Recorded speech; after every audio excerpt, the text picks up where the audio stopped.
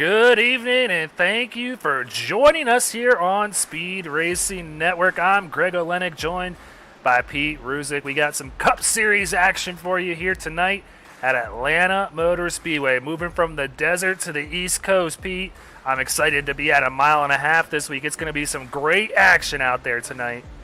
Absolutely, Greg. I've been watching these guys for about the last hour, give or take. They are going to be slipping and sliding all over the place in these Gen 7 next-gen machines, whether it's a Ford, Mustang, or Toyota. Nobody has been able to escape the heat of this track.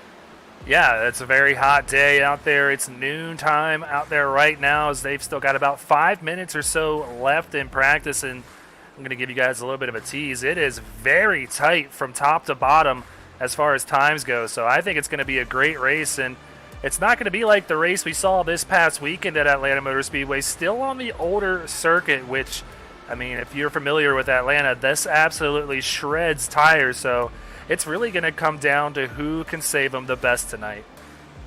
Yeah, the tires here are going to be very, very interesting. In fact, I was talking to a few of the drivers, and they were trying different lines to find where they're going to be able to put up the best amount of time while still being able to save some tire and maybe even a little bit of gas. All right, well, before we get out there and get going here on Speed Racing Network, let's go ahead and gear it up and check out who we sat down this week with on the Gearing Up segment with Greg Olenek. That's me. Thanks, everybody, for joining me here on the Gearing Up segment. It's week 3 at Atlanta Motor Speedway, but before we get to that, I want to go ahead and touch base with week 2's winner, Chris Lucky out in Phoenix. Chris, thanks for joining me here as always. You're a newcomer to the league, racing for the Ohio Sim Racing team, but you certainly aren't a newcomer to iRacing in general. Tell us how it felt to get that first win in a new league and what we can maybe look forward to down the road. Yeah, to jump right into the SRN, I know, the field's pretty tough through the field there. I did a little research before the league started to see who was going to be fast and who to look out for. And, it felt good to roll out there and get the win. I don't know if I was the fastest, but, I certainly was a top 5 car. So hopefully, if you can put yourself in the top 5 and just kind of ride around, you can give yourself chances to win. So it worked out week 1 or week 2 there in Phoenix. We'll see what next week brings at Atlanta. Yeah, you mentioned you just kind of hung around there and it worked out for you. So is patience something that you usually practice when you go into races and you just see if it pays off like it did at Phoenix? Or are you usually more of a hard charger type that tries to get to the front and control the race? No, I'm not a hard charger at all. I like to cruise around, and there early in the race, I put it on the pole, and then I would have rather had the outside to start the race because that was going to be the preferred line. The 88 jumped out to an early lead, and I was only driving about 90%, 85, 90%, which is really harder than I wanted to push it because with that setup there, it was going to run the right front off the car. And so I kind of scaled it back to about 85, 90% and was just riding. It wasn't worth it to try to go out there, punish the tires, and try to get the 88. If we had a long run, it was just going to not work out. So I didn't really start driving 100% until I got the lead on older tires there with about 35 laps to go. And then we had a couple restarts there, which really helped me. The 88 and the 5 had some damage, which helped me. So things just kind of worked out there at Phoenix. And, as much as it was luck, just kind of lingering around and put yourself and keeping yourself in a spot to win will get you wins. So you don't always need to be the fastest. You just got to kind of ride around and take care of the car. And I think I was the only guy that finished with 0 incidents, and that's telling right there. If you just keep the fenders on it, you'll be good to go. Yeah, it certainly went a long way. We saw that quite a bit here in the races at Phoenix. A lot of damaged cars, a lot of beating and banging, some short track tempers out there. But we're getting ready to head to a 1.5 mile oval out in Atlanta Motor Speedway, not the new circuit. So this is going to be a slick, abrasive surface that is going to eat up a lot of tires out there this week. What should we expect from that 77 car out there? I'm going to fall in line. I mean, wherever I qualify is where I qualify. This track is going to drive. I haven't turned any laps yet, not one. So But the mile and a halfs, they all kind of drive somewhat the same, and it's going to be quite a bit different than Phoenix. The draft is going to play a factor, and tires. If we can get a long run there, I'm always good on a long run. So if we can settle in and get that long run, maybe get some green flag stops, I'm confident I can find my way up front. All right. Well, tell us a little bit about your experience and what you do. I know you race a lot with the Ohio Sim Racing boys, and you kind of dominate over there. Tell us how that's carrying over to this SRN league. You said you did some research before you came over. Has that helped running multiple leagues, coming over here to a different league with some new guys? Has that helped carry over at all? Yeah, any seat time helps. I've been running the Xfinity car over there a lot, which is quite a bit different than this new next-gen car. I didn't run hardly any Class A races last season because I hated the high downforce package. So I'm kind of learning as I go. I don't have a whole lot of seat time, but running with the OSR guys always gets you some experience. And then, my brother, Richard Lucky, he's really fast. He runs a lot of the open setup stuff now. So I get to practice with him, and he's quite a bit quicker than I am.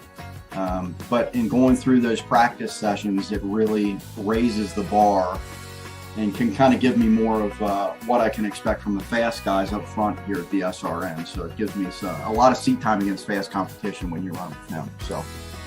Well, it's starting to look like you are the fast competition out there. So you mentioned it, though. Before we get to the last question, I want to go ahead and talk to you because I talked to Devin last week about it. What are you liking so far about these next-gen cars? I know it's a big difference from the Gen 6, which a lot of people weren't big fans of. Seems like a lot of people are liking these Gen 7 cars, and it's looking like a good product out there so far. Yeah. I mean, you got to get up on the wheel. It's a double-edged sword there. I like that it's hard to drive, but in the Xfinity car, if you cross the line and you step over the limits of the car, you have more of a chance to bring it back.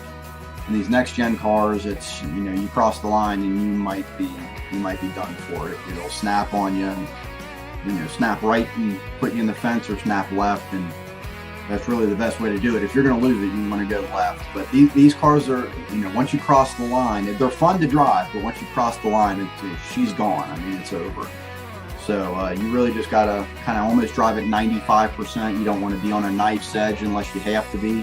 And yeah, I mean, there in the closing laps at Phoenix, I was only driving about 95% because I didn't want to be on that knife's edge. And I think the 88 there with about 10 to go, he got a real loose up off the corner, and that's because he was digging for everything he had. So you don't want to put yourself in that kind of spot where you got to drive that hard or you might not finish. And but these new cars, yeah, they are a blast. Yeah, I'm glad you said that. We did see a lot of people struggling when it comes to overcorrecting out there all week, and Phoenix is not a track to play with that at. But Chris, before we let you go, I keep mentioning you're a newcomer, you're a rookie here in SRN. Tell the viewers one thing that we might not know about you, something cool. What you got? Well, I've been on iRacing for 12 years now.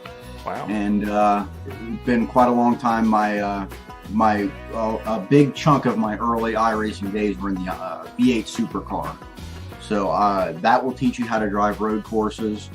I don't win a lot on the ovals. I'm a top 5 guy, but when we go to the road courses, I expect to win. So look for me to be fast at Watkins Glen and Coda, and if I can get a podium finish in both of those places, I'll be happy.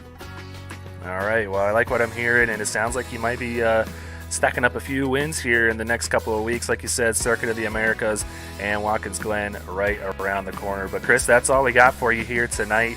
I appreciate you stopping by. Good luck in Atlanta, and maybe we'll be talking to you again here shortly. I hope so. Thanks, Craig. All right. Well, I appreciate Chris Lucky stopping by the SRN booth and sitting down and chatting with me, because it's always nice to meet the new guys in the league, and he made his presence known last week with that win in Phoenix, Pete. Yeah, Chris Lucky, he absolutely just walked away with that phenomenal win. Great for him, and great for his team as well. Yeah, so taking a look at the individual standings as they stand after Phoenix week 2. I mean, it's very early on in the season, so we still got a long way to go. But Reese Schaefer still in control of this thing with 96 points. Joseph Causey very close by. His teammate just 4 points behind. Emerson Ardon, Seth Berger, Timothy Latham rounding out the top 5. You can see Chris had a great week, moved all the way up to 9th place, so sitting in a pretty good position right now. And Taylor Locklear, Nathan Rogie sitting on top of that cut line, but taking a look further on back in the pack, these are the guys that are sitting below the cut line, and you see Devin Zimmerman with a rough week last week at Phoenix now finds himself out of the playoffs because a win in SRN does not guarantee your spot in that final 15 drivers. Well, Devin Zimmerman through practice earlier, I believe he was in the top 10 there. So if he can carry that momentum over from practice through qualifying and into the race and just kind of manage, be able to maintain, stay on the wheel, elbows up, as they say, Greg. He might have a great race. It's always nice anytime you've got that little checkered flag next to you, indicating that you've been able to knock out one of these things. If you could do it more than once in a season, you're sitting pretty good. Oh yeah, so he's got plenty of time to work his way back into that top 15 and maybe make his run for the playoffs. But we got another championship battle as well, and that's the team championship. Here's the standings as they sit after Phoenix. Tank Racing having a great start to their season, a 52-point gap, over Rev Racing. Gear Up Motorsports going to be in 3rd. Ohio Sim Racing in 4th after Chris Lucky's win last week. And Rhett Tucker Racing going to round out the top 5. And it's, as always, important to note that only the top 8 teams will advance to the playoffs. But time is running out here on the SRN pre-race show. Let's get to the sponsors. Like we always like to give them a shout out here. Silverback Tax Solutions in charge of the green flag tonight. We had to use it a lot last week at Phoenix. Hopefully not as much this week. Sparkle and Shine Mobile Detailing in charge of the wreck replay. Butt Kicker going to be sponsoring the hard charger this season, so we'll be checking in with that throughout tonight's race. And then TJ's Team Foundation at morethanAcape.org coming on board to sponsor our winning moment at the end of the season. And we always like to throw up this awesome slide because we want you guys at home to take the opportunity right now to go to morethanAcape.org and possibly donate anything you can because it goes a very long way, Pete. Absolutely. Again, I've mentioned it every single week as I just actually put the morethanAcape.org link out there in chat. Please go on over morethanAcape.org, read up on TJ's Team Foundation. And in big, bold, gray letters, donate now if you can. It's not anything that you have to do, but it is absolutely appreciated. We all see the commercials on TV about St. Jude's and whatnot, and how no parent receives a bill while they're caring for their little one that's dealing with some kind of a pediatric cancer issue. That is exactly what TJ's team does. They take care of the parents, so all they've got to do is worry about their sick little one that shouldn't have to be there in the first place. Again, www.morethanAcape.org.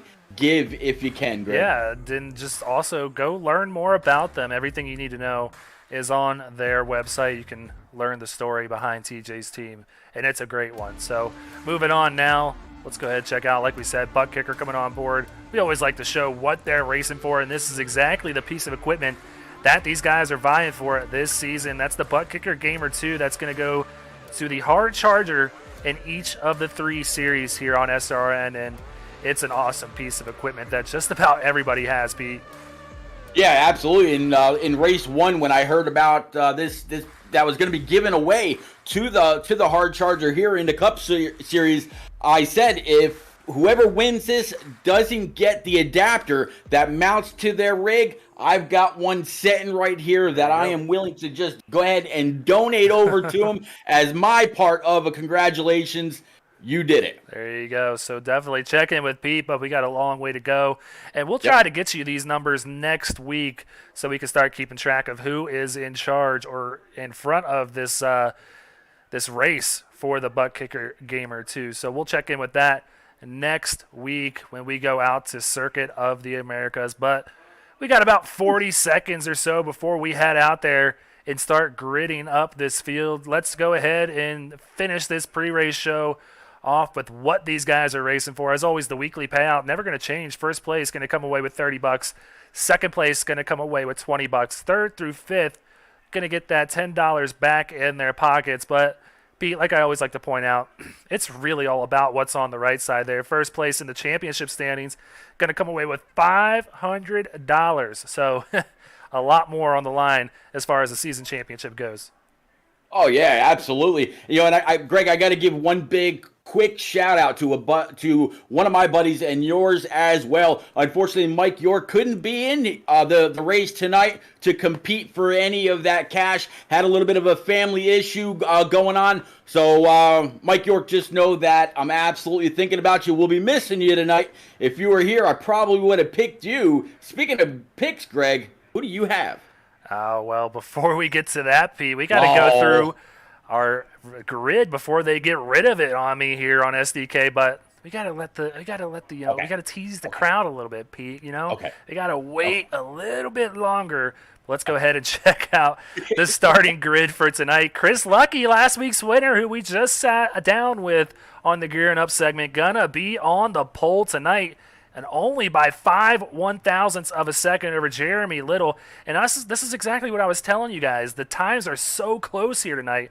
Joseph Causey going to be starting third. He's just 11,000ths off the pole. And Michael Politis in fourth, 13,000ths off the pole. Yeah, behind Michael Politis is going to be Scott Kalal. I believe he's actually the lone Canadian in the field driving that number 23. Again, just another half a tenth. Seth Berger starting at P number 6 in that 24, driving his Chevrolet. The 78 of David Duke starting P7, a couple of 7s there, maybe a lucky number for him. We'll have to see. And then the 17 of Reese Schaefer starting P8, Greg. Yeah, ninth going to be Jordan Sailors out of Rat Pack Racing. Timothy Latham in 10th.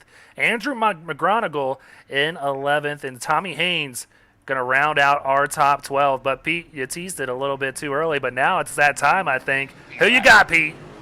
Oh, I got my buddy Mr. Latham rocking that number 5 Raise Energy machine.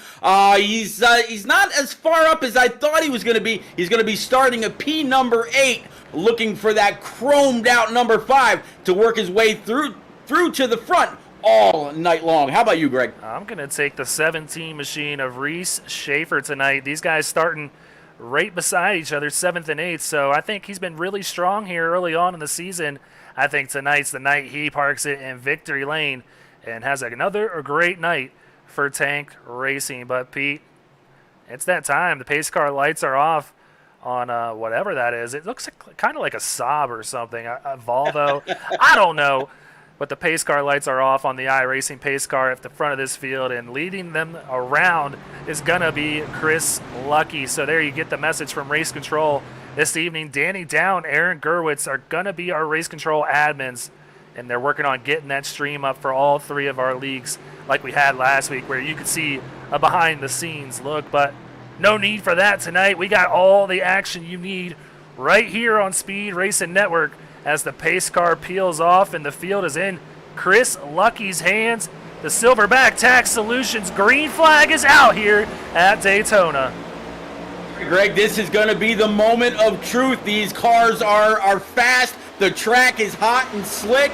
Will everybody pay due diligence to this track? Make sure that they've got the wheel under them, the entire car under them. Matter of fact, going down a backstretch, so far, so good. Yeah, really good. And Chris Lucky getting off to a good start over Joseph Causey, who's going to be fast all night. We saw Causey and Latham battling last week at Phoenix, and Causey got a little bit caught up in a skirmish with him and Latham. He wants this win bad, as Chris Lucky was there to kind of steal it away from those two, as you see Lucky really high up on the wall in turns 1 and 2.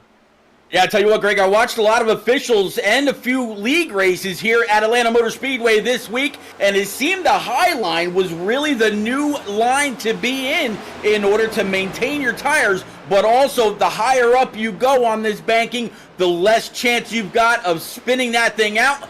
But if you spun it out and you overcorrected, you're pointing into the wall, no chance for saving that thing. But so far, 77, he's going to go ahead and lead that lap. Yeah, David Duke with an awesome save there. He keeps that 78 intact and no damage on there. As another one, I believe this is Jordan Saylor's also doing the same thing right there. So a tough time already, 2 laps in for 2 Rat Pack racing cars early on. And Jordan Saylor's in that number 55. We talked about the 5 Rays machine just a little bit ago. Jordan Saylor's also repping the Rays in his number 55. I'm gonna guess there's a little bit of a theme there. Yeah, as we see Joseph Causey, he almost got a really good run off of turn 2 there, as he almost pulled up to the side of 77's Chris Lucky, and you see it. That car is really turning well on the bottom, as he's going to lead this lap, I believe. Nope, Chris Lucky is going to lead lap number 4 to cross the line and take lap 5. So heck of a battle here early on. I think this is going to be Joseph Causey's battle to win here. If he can complete the slide job, I don't think he can. 77, he's going to try a little bit of a crossover after just a little bit of side drafting. Good job by the 77 to put on that battle. This will be his first time down low. Can he get it done? I don't think Lucky's going to have what it takes to get that lap led this time. It's Causey's race now, and if you were paying attention in that gearing up segment early on, Chris Lucky is one of these guys who said he likes to practice patience. Wow, they get really close there through the middle of turns 1 and 2. He lays off him a little bit. But as I say that, Jeremy Little now coming into the picture. And Pete, this is a guy who was competing really well last week, was really hard on himself on the Red Racing Discord for kind of letting that one go with an EOL penalty that sent him to the back of the pack. But that 26 was running up all up front all night at Phoenix and doing the same here in Atlanta.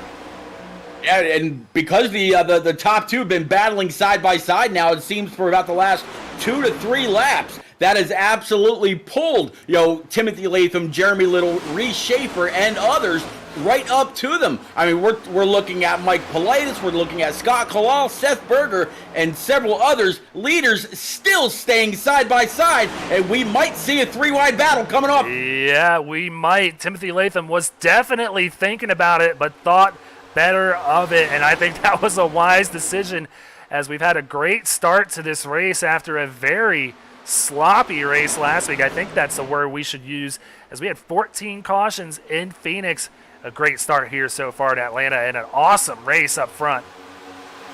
Yeah, these guys all had about an hour and 20 minutes to get their car dialed in. Whatever they needed to do with the steering ratio, with the brake bias, whatever they wanted to do. The rack and pinion settings in these things is another thing that these guys have in their control. So they've all had quite ample time to practice, settle their nerves down, get used to the track temp, and get ready to attack this track here in race number 3. Yeah, there's no better way to practice or explain this track. Otherwise, I mean, it's just a multi-groove racetrack, and you're going to see people using that bottom line, that middle lane, as you see Latham kind of riding this top seam right now. And you can see the run he gets off of the turn 4.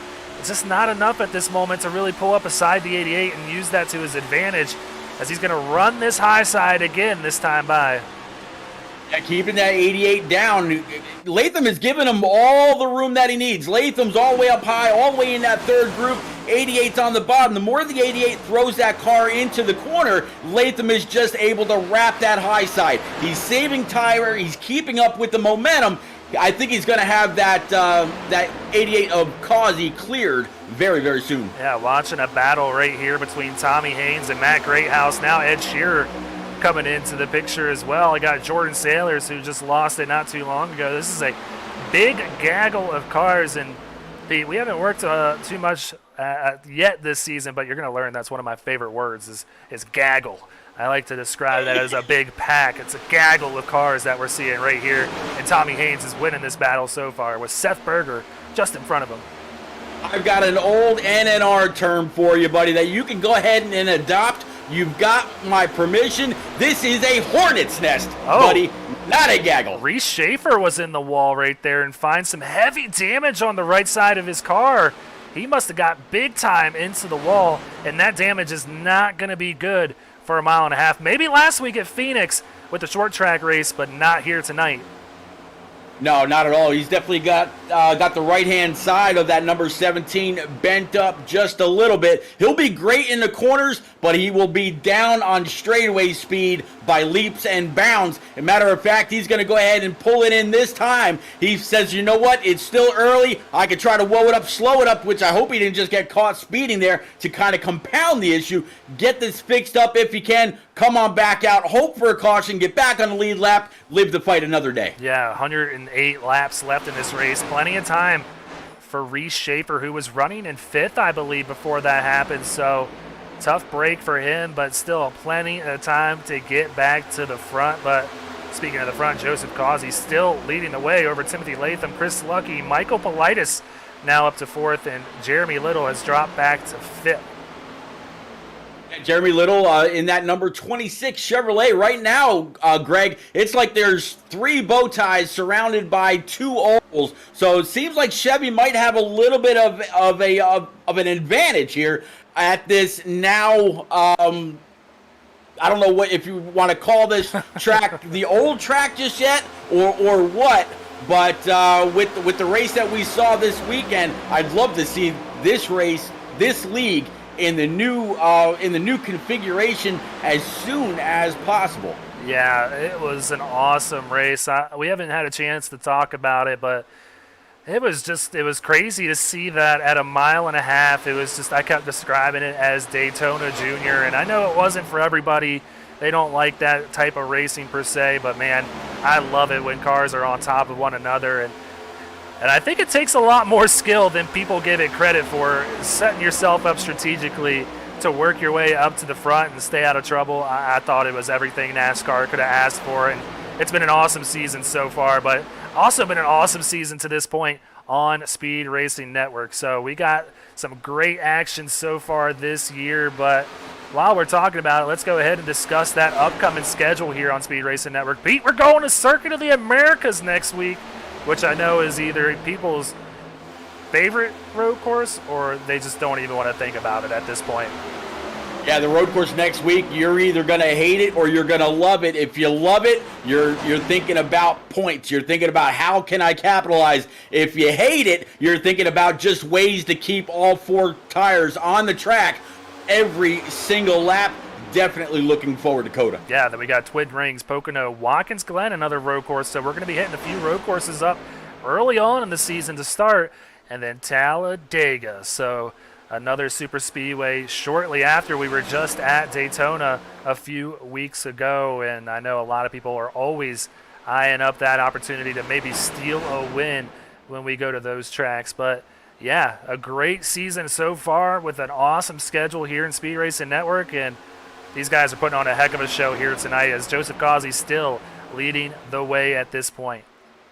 Yeah, Joseph Causey still leading. Tim Latham staying right where he was. Chris Lucky has been pressing maybe a little bit of his luck here as of late, being able to find his way underneath the 5 in a couple of the corners and then decide, I don't know if he decided to back it down or if he just said, you know what, it's early, I'm just going to ride. And he's been right with 2, arguably, of the fastest cars. Even though they got a couple cars behind him, nobody else has yet been able to pull on up and challenge them or even pass these guys. So 88.5 and the 77 so far, I think, the class of the field. Still early, though, Greg. Yeah, it's very early, and one of those guys that we were just looking at, Ed Shearer. Oh, Devin Zimmerman gets out of shape and big hit into the wall there. That's going to be a caution.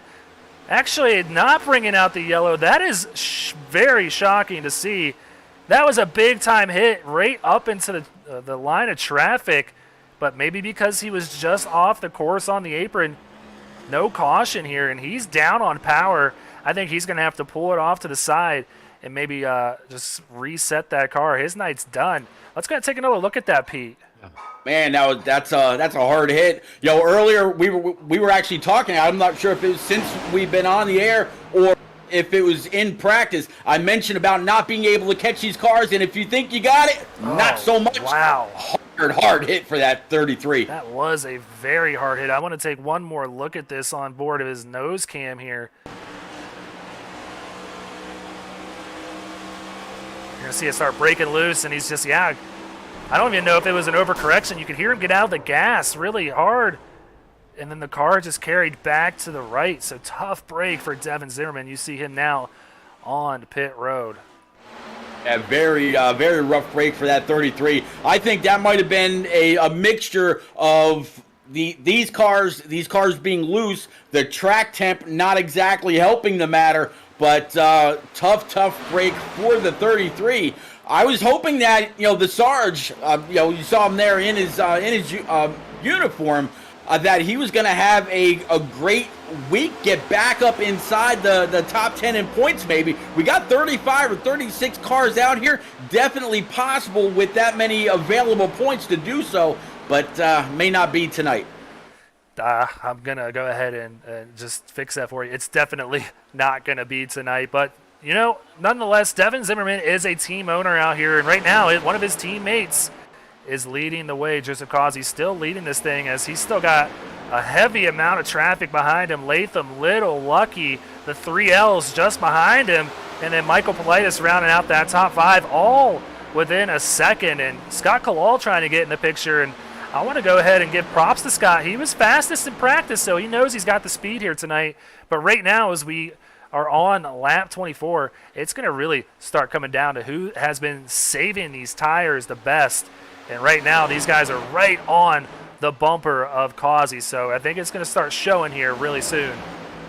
Yeah, absolutely. Jeremy Little able to displace Chris Lucky for that P3 spot in that number 26 Chevy. So another player coming up and going to try for the challenge. We'll have to see. So far, the 88 has been able to hold off all challenges, whether it's been from the 77, the 5, or whoever. Will the 26 be the one to lead a lap here soon? No, he just wasn't able to get the run off of 2 like he wanted, and he's going to end up probably losing a spot to Lucky as well. So I think 26 is going to end up in 4th after all this said and done. But you saw once we went on the nose cam of Timothy Latham, he got a little squirrely too, just like Devin Zimmerman did right there, but was able to save it. But man, Latham, this is just taking me back to Phoenix. This is exactly what we saw last week. Timothy Latham just knocking on the door of this 88 Causey machine, trying to get the lead, but unable to do so at this point. And still, this week, same thing. Just can't get by that 88 machine. I tell you what, I really think that the 5, he's pretty much just been staying up on the high side, really hasn't been venturing down low too much. He might just be allowing that 88 to go ahead and use up everything that he's got, while the 5 has really been allowing the momentum to carry that number 5 Raise Energy machine off the corner. And later on, when his tires are still the freshest, may be able to save just a little bit of gas, he'll be able to put up a little bit more of a challenge. But so far, yeah, that 88 for Joe Causey, the man to beat right now, working lap 27. Yeah, Politis looking really good so far. He's climbed back up here with these guys. Now we have 5 cars all within 0.7 of a second of one another. So I think we might be paying attention to him here soon too, but I think all of these guys are going to have a hard time passing this 88 machine, because I think if they were they would by now have that position. And Causey, I think, is just pacing himself really well, running this bottom line better than most of these guys. We see Jeremy Little, who tried to make the pass on Latham on the inside not too long ago. He just wasn't able to get the run off the turns from the inside lane. But Causey is keeping that speed ahead of these guys tonight and doing a great job. But, Pete, I want to go ahead and give a quick shout-out to one of our guys back here, Lane Holzler. He asked me to give him a good shout-out because he is racing in honor of his late grandfather tonight, who just passed away the other night. So Lane up 2 positions from where he started, having a solid night in 14th, keeping that car clean, and hopefully going to pull in the hauler tonight with a good finish in that 61 machine. You know what, Greg, it's completely up to you, but I think maybe about lap 61, honor his grandfather, honor his car number, maybe a lap of silence. What do you think? Hey, yeah, if I can keep that, it's so much going on in this race. I want to do that for sure. So, Pete, I'm going to leave it up to you to remind me of that, because that is an awesome idea, and I would love nothing more than to honor his grandfather that way. So, Lane, we're thinking about you and your family, man, and we love having you here in SRN as a rookie. And, yeah, like I said, we're thinking about you, buddy. But right here, turning lap Absolutely. 31. Nothing changing up front. Let's see if we can find some battles going on through this field. What do you say? Yeah, let's go.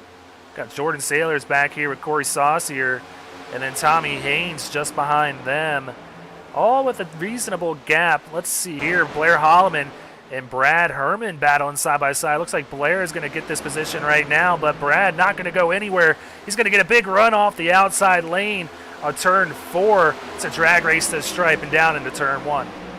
Yeah, Brad Herman on the outside in that TJ's team morethancape.org B-Water machine. He's got all the sponsors on that number 85. Good to see him. And I'll tell you what, I don't know if he's a Steelers fan or not, but that black and yellow or that black and gold's looking pretty good. Hey, he better not tell me if he is, because I won't put his car on the TV ever again. I'm a big-time Ravens fan. We don't play with that in this house. But back further on in the field, Nathan Rogie and Steve Whitmore, a side-by-side battle. This is for 20 seconds, so these guys really battling hard for track position because they won't want to lose too much time to these leaders. Now they find themselves 10 seconds back in the lead. Before they know it, they're going to be finding themselves a lap down.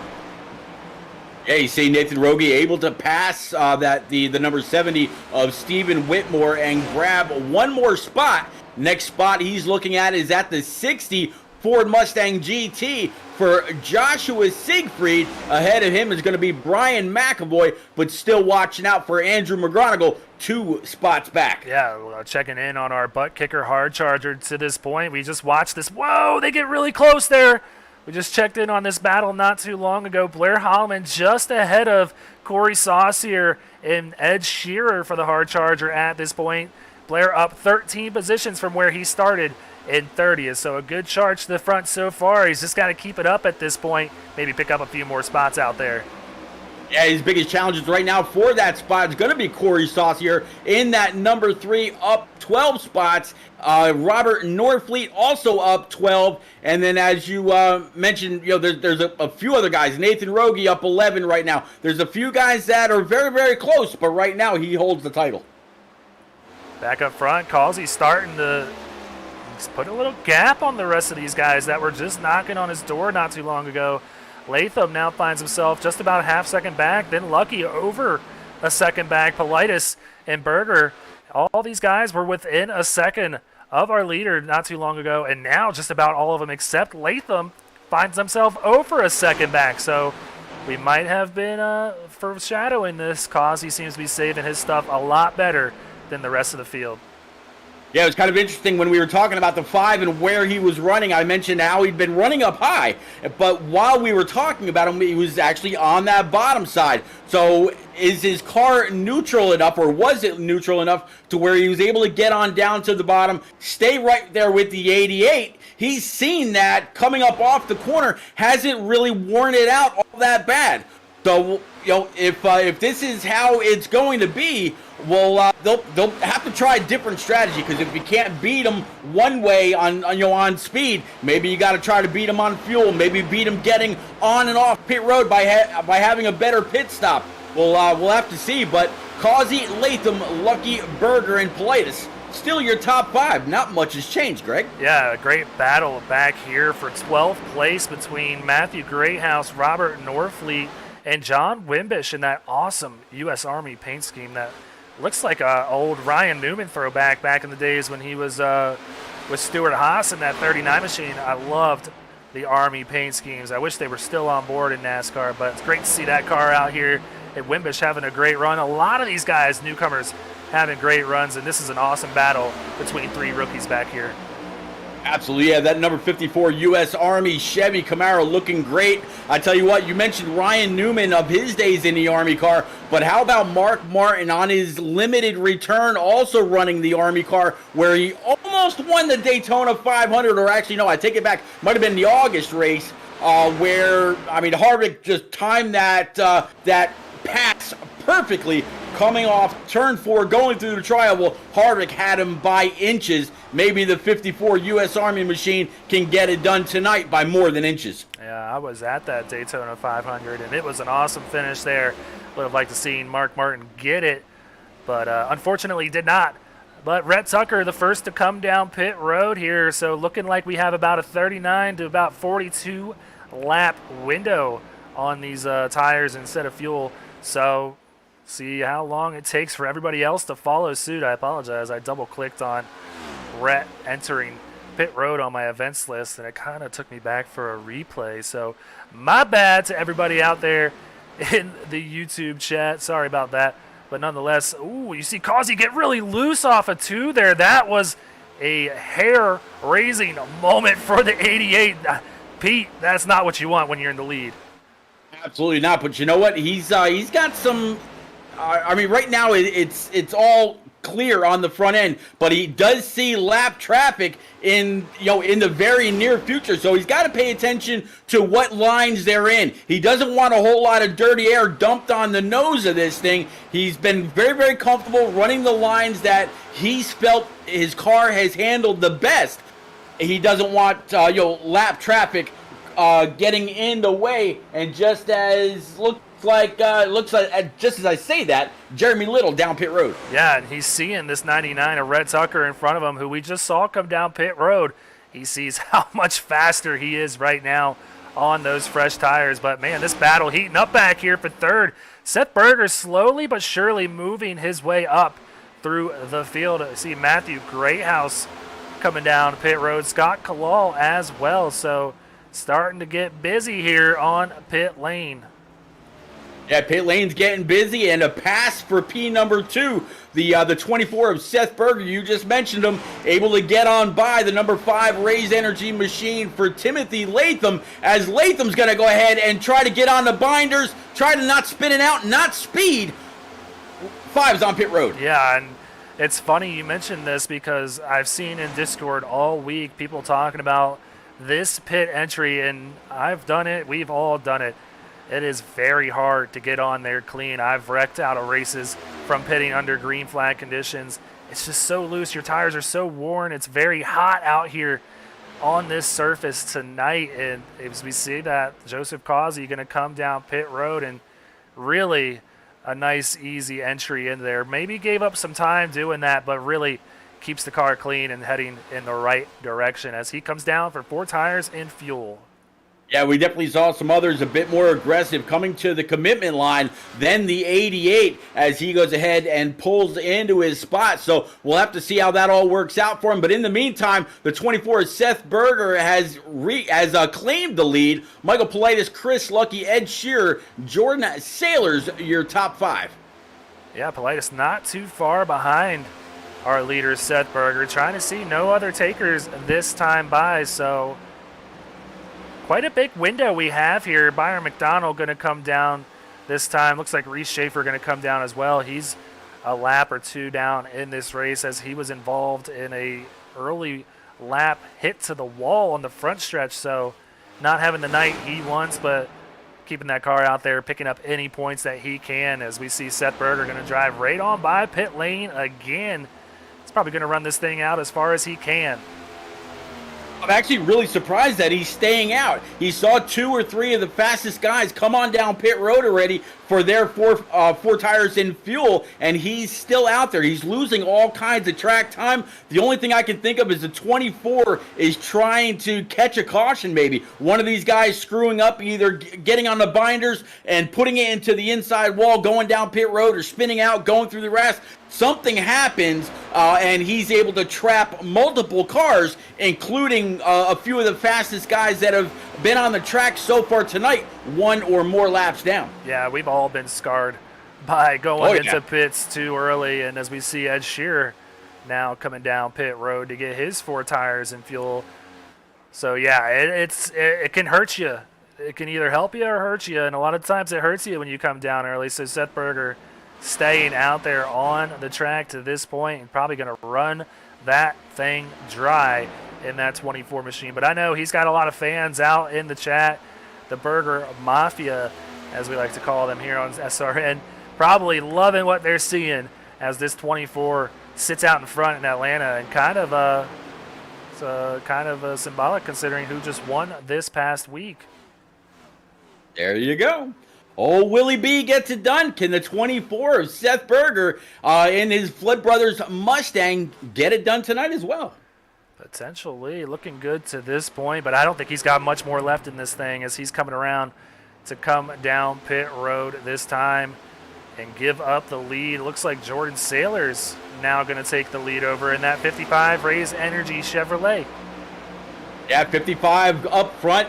Seth Berger, Corey Saucier, Chris Lucky, Tommy Haynes, and Brad Herman all down pit road. The next car that's still on the track behind him is Joseph Causey in that number 88, their very early leader. And oh, by the way, Timothy Latham and Scott Kalal very, very close by. So when these next guys make their way down pit road for their 4 brand new Eagle Feel Goods and gas, that was absolutely close as the 55 tried to woe it up. I think this might be a speeding penalty for the 55. Yeah, I'm not sure. That was very close though with I believe that was Justin Smith that he almost just made contact with there in the 28, because I don't know if he gave a message out to everybody else out there, but man, it looked like he just didn't know he was pitting that time. It almost spun him around, but Jordan Causey, Joseph Causey, man, I got Jordan Sailors on my mind, and now Joseph Causey taking the lead.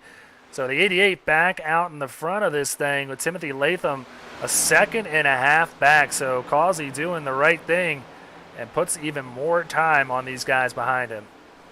I'm actually really surprised. We saw the 88, and you mentioned it before I did. It really looked like he was, very, very calculating on how he got onto pit road. Where the 5, he was coming in, charging hard, locking him up a little bit.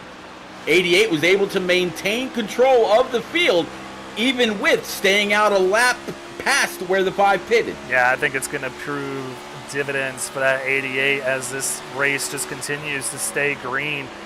I don't think anybody is going to have anything for him. He's hungry after that one slipped through his grasp last week at Daytona, but riding on board. Oh, somebody to the inside there. Just wrecked off of 2. I think that was Justin Smith. It is. Yep. Gregory Jace. Yeah, he said, call me Justin, and you're 100% right. So this is one of those tracks where, man, it does not register a lot of the times when people wreck. So well off the racing surface, the 28 gets no break from the flagman. I think he's going to have bigger problems, though, with the amount of damage on this 28 machine out of Revved Racing. Tough break for Justin Smith here tonight. Yeah, bit of damage in the front, whole lot of damage on the side. He's definitely going to spend some time on pit road, maybe able to get a little bit fixed up, but he's not going to be anywhere near racing form. Great battle back here for 18th and 19th. Rhett Tucker was the first one to come down pit road and starting to show as David Duke with fresher tires on that 78 machine gets by him. David Duke, one of the faster guys out there tonight, qualified 7th here. Got a little bit of trouble early on with that getting loose on that first lap out of 2, trying to work his way back up to the field now up to 17th. But yeah, tough break for him early on, trying to fix that here. But Rhett Tucker not going away. Now, Rhett Tucker, he tried to pull a little bit of a crossover, try to maybe grab a little bit of side draft. The corner is not always the best place to try that. You saw the 78 step out just a little bit. Net code is a very, very real thing here on iRacing. That would have been a perfect scenario for that ugly gremlin to come on up and bite the left rear of the 78. Luckily, though, we stay green. Rhett Tucker lives to challenge another day. Oh, wow. Andrew McGronigal down on the apron there. It looks like he got into a little bit of trouble as well, but off of the racing surface, like I said, so it does not register that yellow flag. So now back in 27th with some damage to the right front of that 09 out of Rhett Tucker Racing. Tough break for him, but Causey extending that lead now up to 1.8 seconds over Timothy Latham. Scott Kalal running in 3rd. He's 4.5 seconds behind. And I got bad news for the rest of these guys. Causey, that is, has fresher tires than 2nd, 3rd, and 4th. Now, Seth Berger pitted about 4 laps after Causey, as well as Michael Politis. So they have fresher tires, but they're 9 to 10 seconds back. So not going to be much of an issue here for this 88. No, not at all. By the time they even might catch a glimpse of the 88, their tires have already balanced out. There's not going to be anything whatsoever. Their only saving grace is they might be able to go an extra 4 laps or so on fuel than the 88. Coming to start lap 59 here of 120. We're just about halfway here, Greg. Oh, yeah, I'll be curious to see how this works out for Chris Lucky, who was our pole sitter here tonight. He stayed out the longest, pitted on lap 50 of this race, and now finds himself back in 9th place, so dropped 8 positions to this point. But like we said, in the gearing up segment, he is one of the more patient drivers out there. He's not going to rush his way back up to the front of this thing. Now has Jeremy Little in front of him, so we'll see if he's able to get by him. Actually, I'm showing Jeremy Little a lap down. Not sure what happened to him, but another tough break for the 26 tonight, it seems. He's finding himself maybe a speeding penalty on pit road. He's got a little bit of right front damage there on that 26, so not sure what happened. Yeah, not 100% sure at all. Since iRacing has been very, very forgiving, that if they wreck off the track or whatever, it hasn't really brought out a yellow. A couple people could have been saved by it, but Greg, we are coming on by the start stripe. How about that? Moment of honor? Yeah, we wanted to go ahead and give that time to Lane Holzler, who's riding in this 61 tonight in honor of his late grandfather, who passed away last night from what I understand. So just crossed the stripe for lap 61 here. We'll step aside for a moment of silence.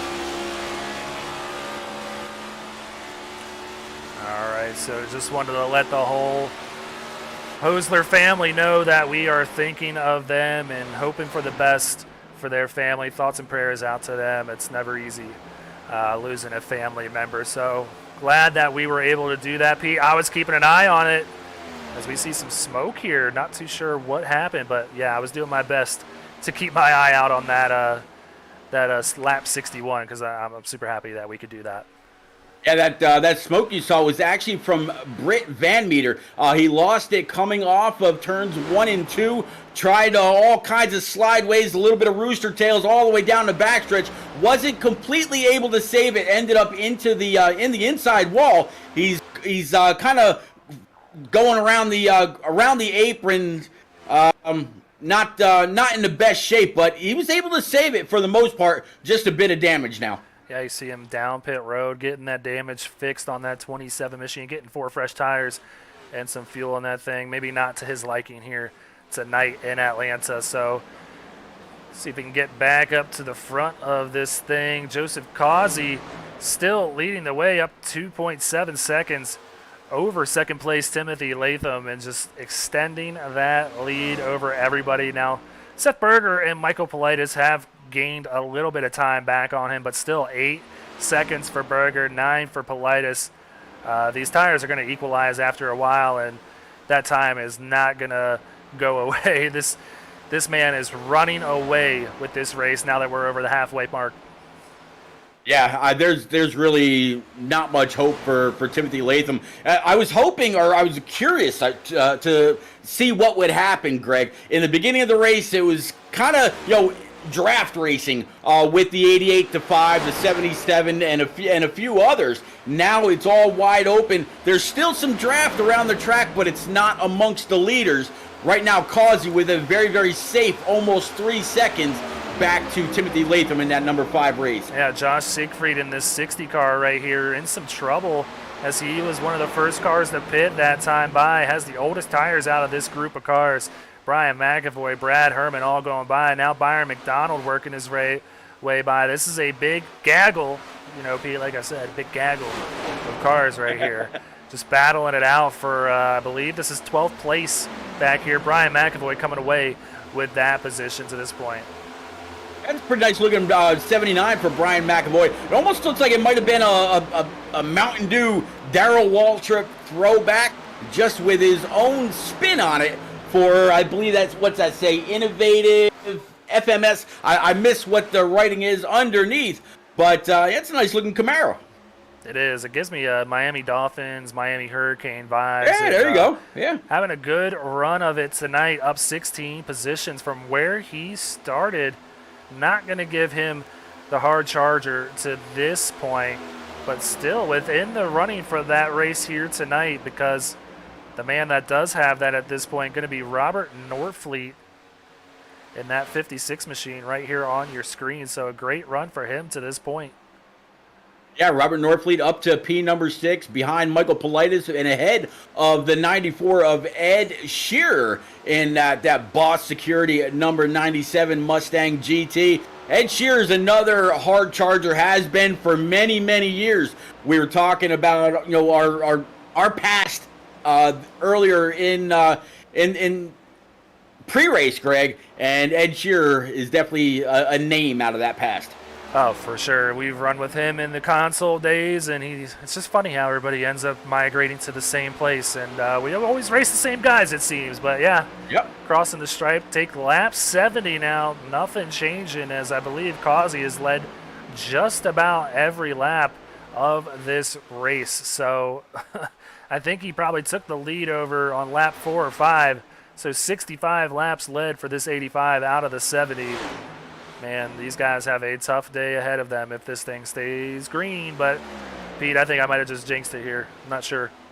Don't do it. Don't do it. We're both MTJ, Martin Truex Jr. fans. I haven't seen any kind of domination like this, and not to jinx the guy whatsoever, other than Martin Truex Jr. getting it done, leading just about every single lap of the Coke 600 of a couple of years back at Charlotte Motor Speedway. Well, Joseph Causey, he's trying to repeat that here at Atlanta.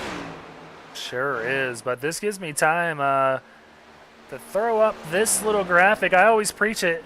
Please hit the like button, subscribe, and hit that little bell down there as well, so you know anytime SRN goes live.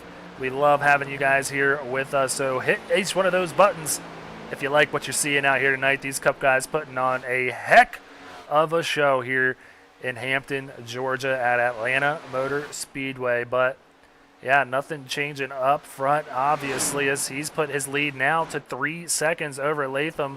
Let's go back a little bit here as we got Tommy Haynes and John Wimbish, two Zuyos Racing teammates, trying to hit a battle up here for 10th. You always want that top 10 finishing position, so a tight battle here between the 19 and the 54. Now Brad Herman also sneaking his way up into this battle. Yeah, you mentioned Zuyos Racing. Robert Yost. Wimbish got real loose right there. Sorry, Pete, but saves it. We've seen that bite a lot of guys in the behind tonight, but the 54 with an awesome job to save it this time. As an army of one behind the wheel. But talking about Zuyos Racing, Robert Yost was out there in chat just a little bit ago saying, "Let's go Zuyos Racing and Rat Pack." And then Mark Berger, of course, out there saying, "Let's go Burger Nation." Yeah, the Burger Mafia. Oh, wow, Brian McAvoy almost coming up in front of Lane Holzler there, doing a great job to give that 61 some space on the exit of 4. Got a real close moment there. But yeah, Burger Mafia always shows up, and we appreciate it every week. So Burger having a great run to this point. Sits in, I believe this is 4th place where he's at right now. So good night so far in that 24 Flood Brothers machine. It's kind of a satellite team for Tank Racing. He runs as an independent here in the Cup Series, but having a great night here with his Tank Racing teammate up in front. He's running 4th, Shearer in 7th, so not a bad day for Tank Racing. No, not at all. And you know something, Greg, looking at this number 24 for Berger, he went many, many more laps past Causey, past Latham, past Kalal.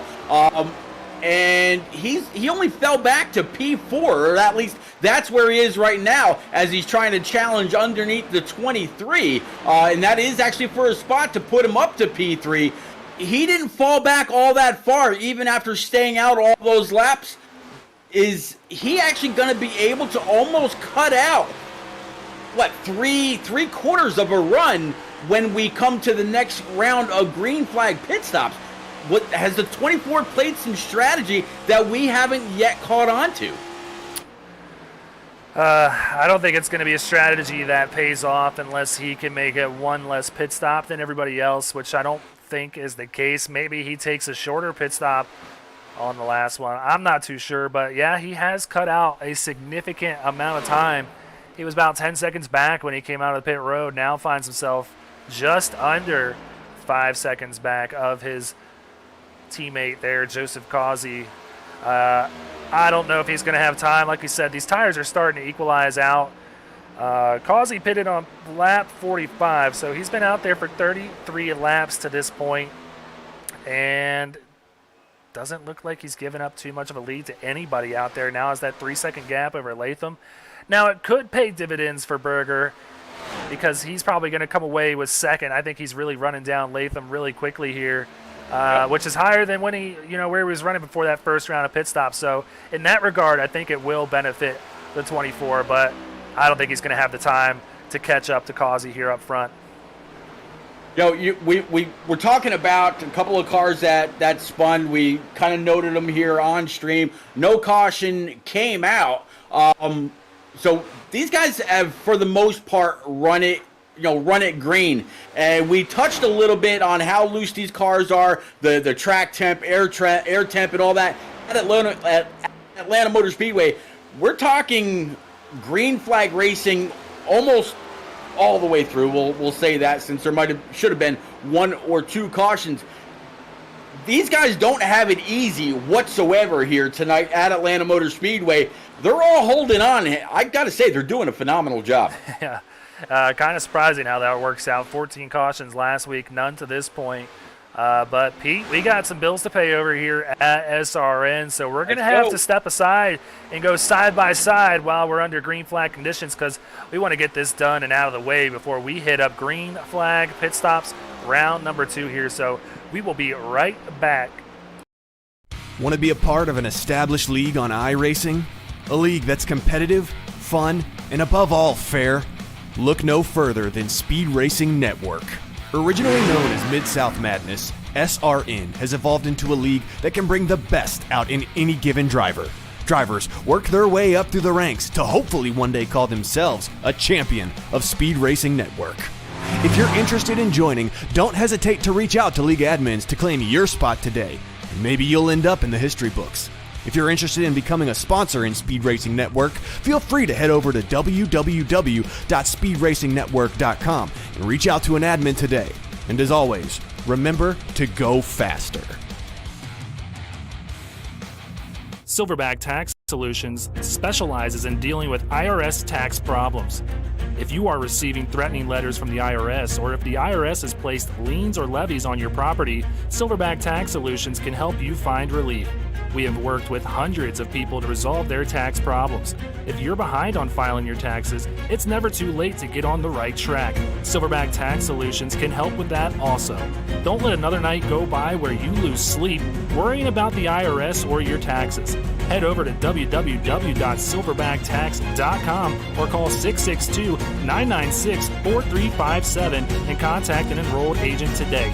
We can help you gain peace of mind and deal with those problems for you.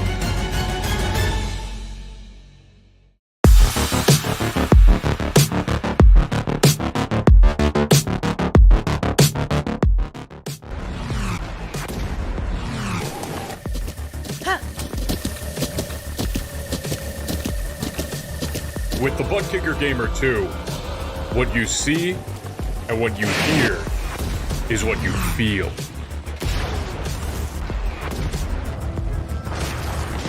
Butt Kicker. The future is feeling.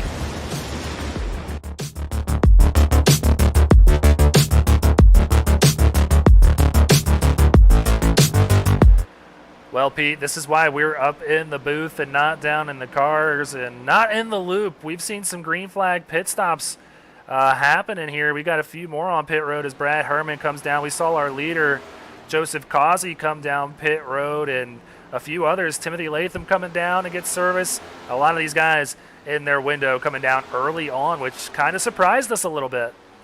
Yeah, a little bit. We were talking about it while we were trying to pay some bills here. But yeah, Bo Tiffany, John Wimbish, Brad Herman, and several others. Devin Zimmerman unfortunately out, but yeah, several have decided to come on down with now, less than 30 laps to go.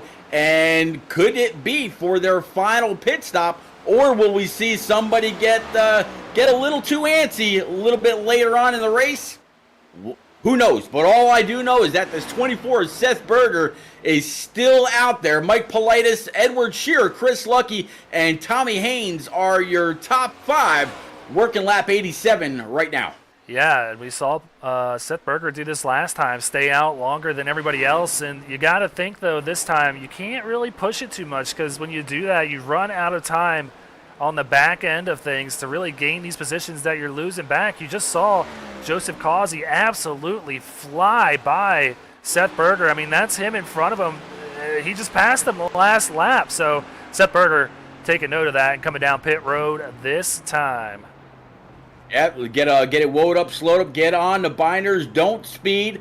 Final pit stop of the night. Hits the commitment line, and he looks like he's good.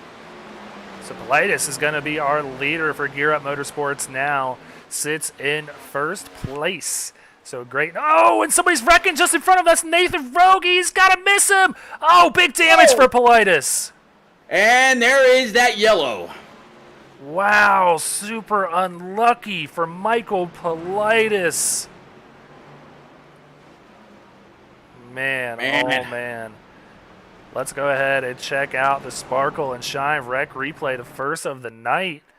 Looks like this was when Rogie was coming off a pit road potentially here. Cold tires and hits that little bit of apron there. Gets the car all out of shape and wrecks right in front of the leader. Yeah, nothing he can do about it. It's that snap in these cars. I don't know if I can exactly blame this car, because he tried. I mean, you see the commitment. I'm sorry, the exit cone all the way back there. He tried and tried and tried to save it. On the gas, off the gas, on and off the brake. Just wasn't going to happen right there. So close to having the space he needed, but just that 87 didn't slide back down. And I don't even know how to describe how I feel for Politis right there. But yeah, caused caution on Nathan Rogie there. Tough break for Politis, who was having a fantastic run here tonight. Well, Greg, we're going to rack and stack them all back up with under 30 laps to go. We've been talking about over 30 laps, talking about fuel mileage, talking about everything else. Now we're going to pack them all back up one more time, possibly for the last time, since these guys have been, giving and taking, but I think that measure might be out the window.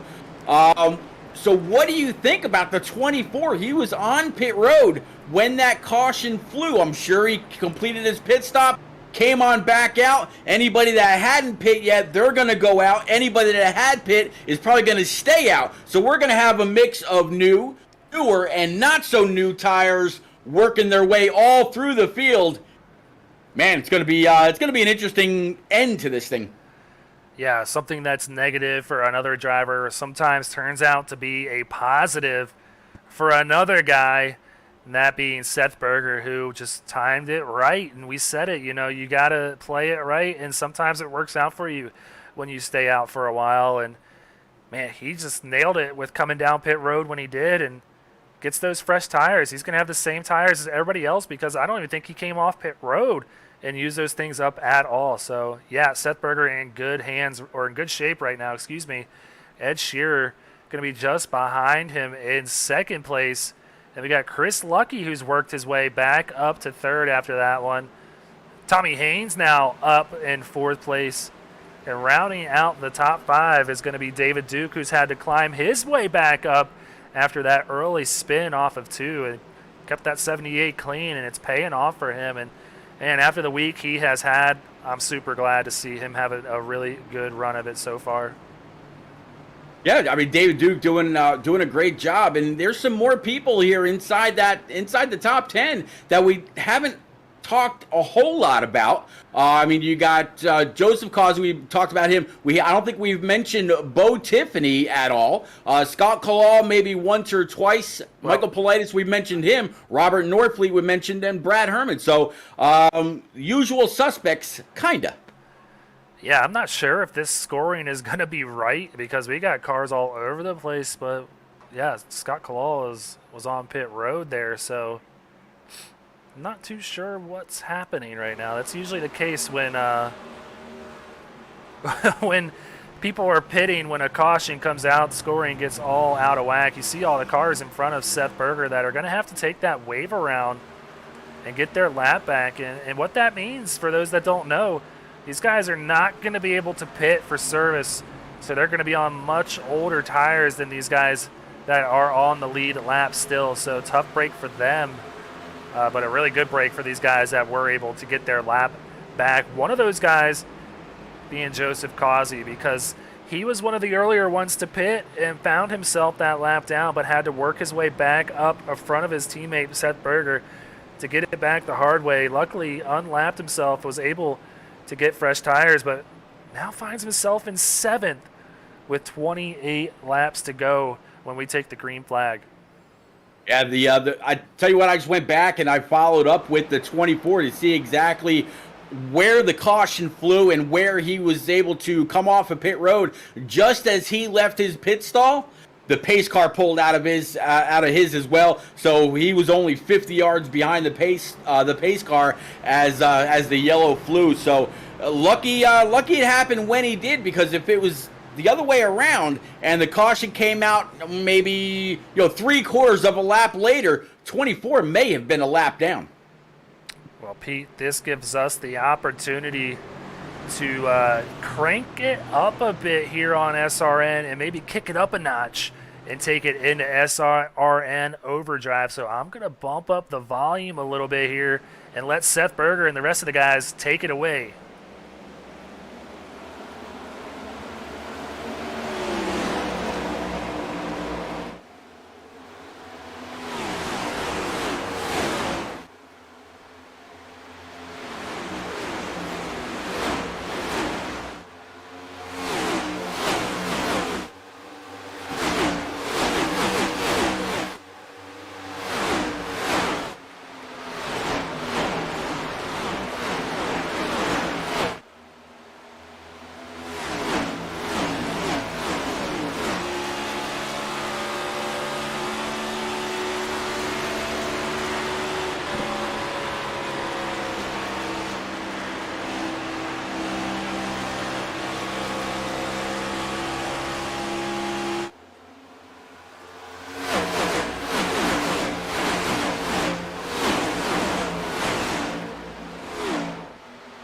Oh, it never gets old. Pete, never gets old when we get to do SRN overdrive here on Speed Racing Network. So back green here. They just crossed the stripe to start lap 95 on the circuit.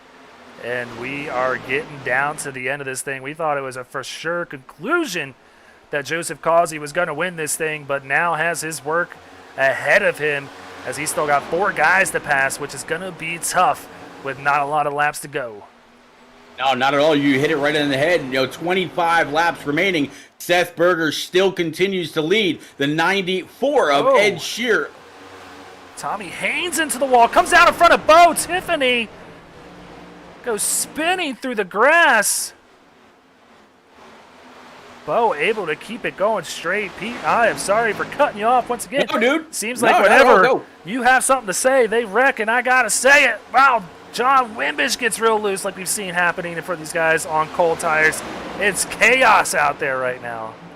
Yeah, it really is. These guys are absolutely pushing for all it's worth. With 25 to 30 laps, That's nothing on these tires when you can take care of them in the beginning of a run. Everybody on freshies, or for the most part on freshies up front, as we got a battle for the lead. 97, or actually 94 down low, 24 up high. No, it does say 97 on his car. I wasn't reading things wrong.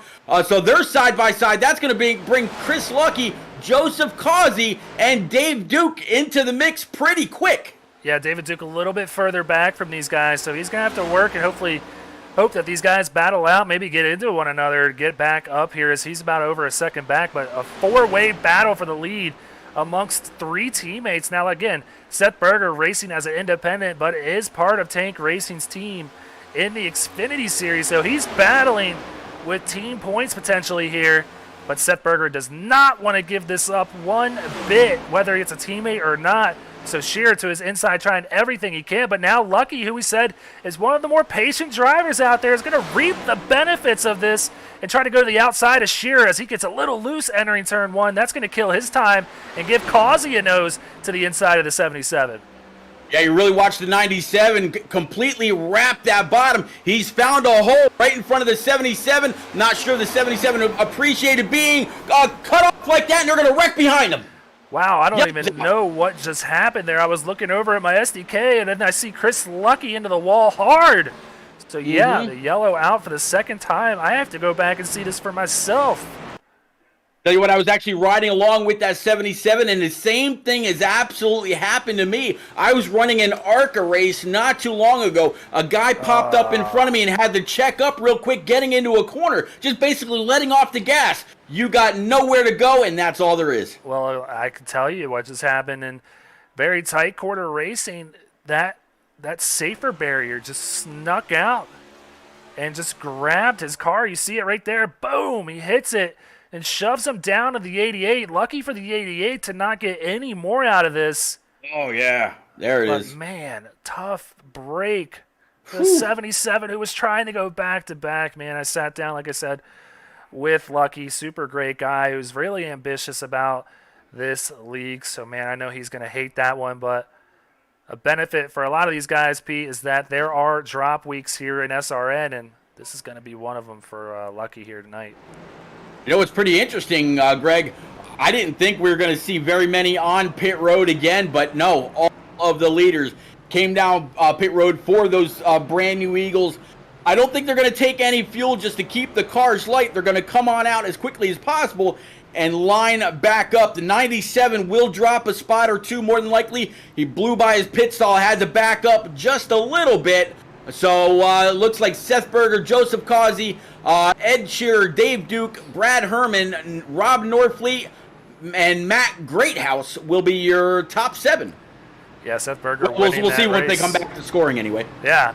Well, we know for a fact that Seth Berger won the race over Causey, so he is going to be your leader. But under yellow flag conditions, that gives us another opportunity to step aside and take another quick commercial break. We will be right back. Silverback Tax Solutions specializes in dealing with IRS tax problems. If you are receiving threatening letters from the IRS, or if the IRS has placed liens or levies on your property, Silverback Tax Solutions can help you find relief. We have worked with hundreds of people to resolve their tax problems. If you're behind on filing your taxes, it's never too late to get on the right track. Silverback Tax Solutions can help with that also. Don't let another night go by where you lose sleep worrying about the IRS or your taxes. Head over to www.silverbacttax.com or call 662-996-4357 and contact an enrolled agent today. We can help you gain peace of mind and deal with those problems for you.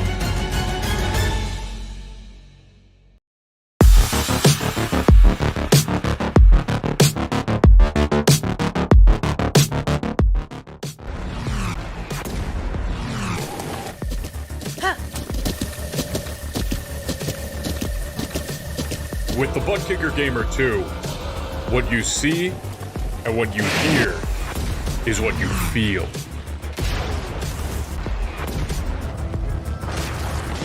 Butt Kicker. The future is feeling.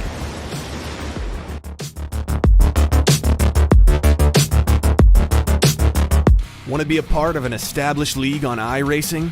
A league that's competitive, fun, and above all fair? Look no further than Speed Racing Network. Originally known as Mid-South Madness, SRN has evolved into a league that can bring the best out in any given driver. Drivers work their way up through the ranks to hopefully one day call themselves a champion of Speed Racing Network. If you're interested in joining, don't hesitate to reach out to league admins to claim your spot today, and maybe you'll end up in the history books. If you're interested in becoming a sponsor in Speed Racing Network, feel free to head over to www.speedracingnetwork.com and reach out to an admin today. And as always, remember to go faster.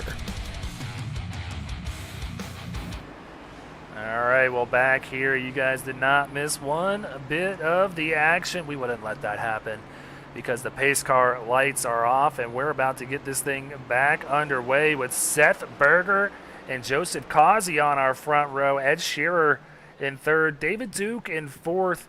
Brad Herman works his way up to the top 5, and then rounding out the rest of the top 10 going to be Rob Norfleet, Matt Grayhouse, Scott Kalal, Rhett Tucker, and Emerson Ardon. Yeah, it's going to be interesting to see what happens with this top 10, but more than that, this top two rows, I should say. The 24, I think right now has his biggest challenger to the outside.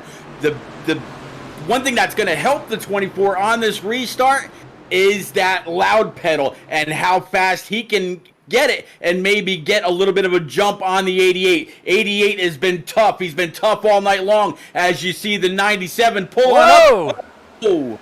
Wow, what just happened to Causey right there? Spun the tires almost. Not sure if he did his restart in first gear, but man, he lost big time track position there all the way back to 6th, and Berger has set sail over Shearer and Duke and Norfleet. Great job by everybody else in the back, checking up just a little bit. I'm glad that he actually had that third lane outside to be able to wiggle back into, no pun intended. But yeah, now this 24, he's got a good, almost half a second up on the 97 of Shearer. Robert Norfleet now in P3, Duke P4, and Brad Herman, as you said earlier, in that TJ's team 85, sitting in P5. Caution. Big wreck back here. And that actually started in about row 3 behind the leaders. Yeah, it looked like Greathouse was where it started. Here's Greathouse back here. I got all kinds of crash indicators here. Let's start with Brian McAvoy. Let's see what happened to the 79. Happened right in front of him. Looked like Rhett Tucker and Matt Greathouse, and Brian McAvoy, just an innocent bystander, gets big time damage on the 79. I want to see this again from Rhett Tucker here.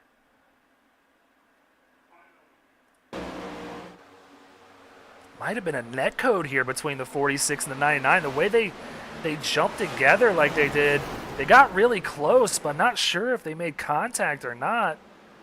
Luckily, the only way to tell, you could try jumping on maybe the left front or the left rear and see if you see contact. Oh, this is not what I want. Nope. But I think right there, not really seeing a shadow between them. Yeah, they did make contact. Just really tight racing there. Yep. So the 46 coming up into the 99 a little bit. Scott Kalal and Emerson Ardon just barely getting by. Rhett Tucker coming down in front of Wimbish. That's going to send him back up in front of Brian McAvoy. Tough break. Such a good run for that 79 tonight. Let's see if we can ride on board with his nose cam here just to get a really good feel of all this happening in real time in front of him.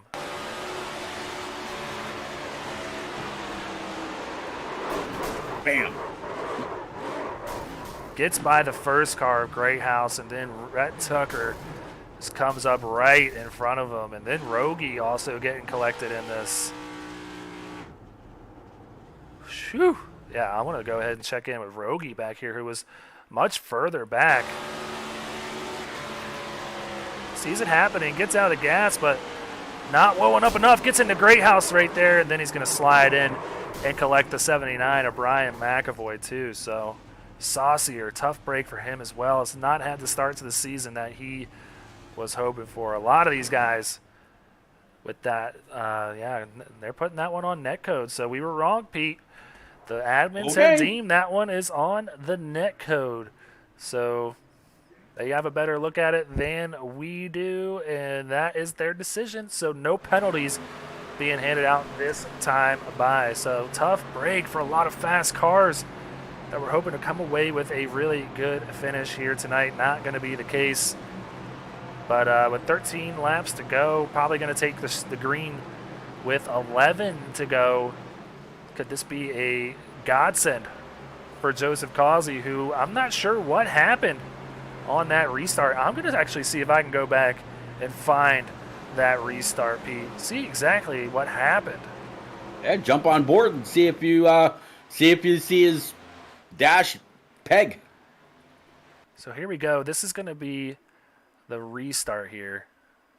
Go on board with Causey, who's second. Let me get the cockpit cam up for you, all the way at the bottom, of course. There you go. So here we go. You can see the pace car come off and go down pit road this time.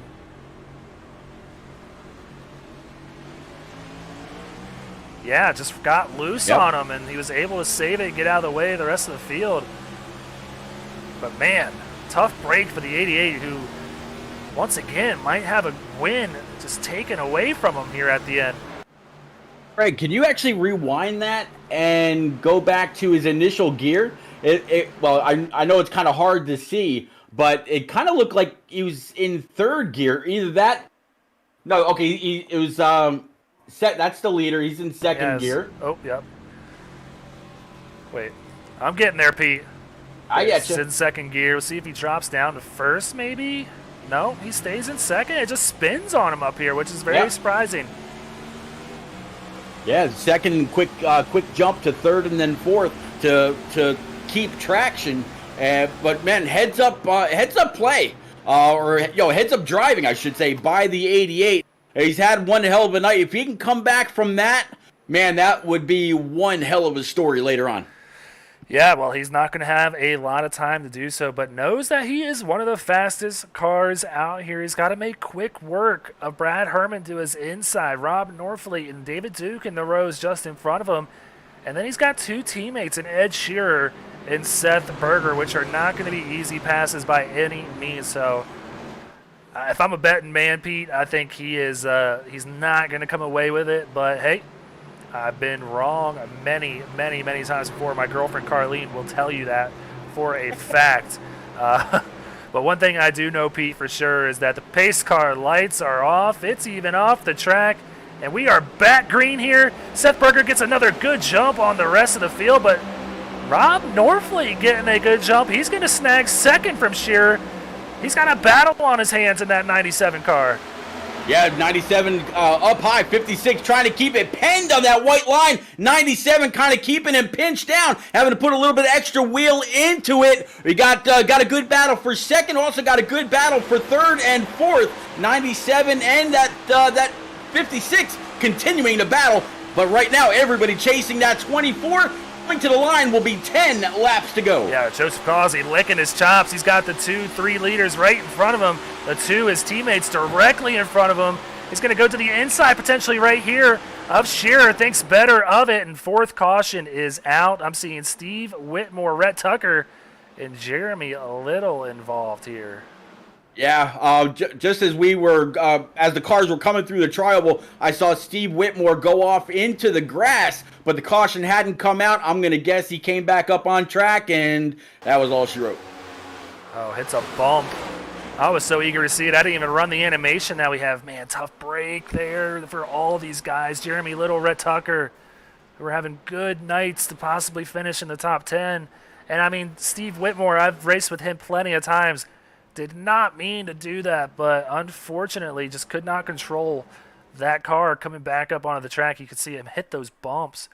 But this is going to be the nose cam of Rhett Tucker here, and this is just going to all unfold right in front of him.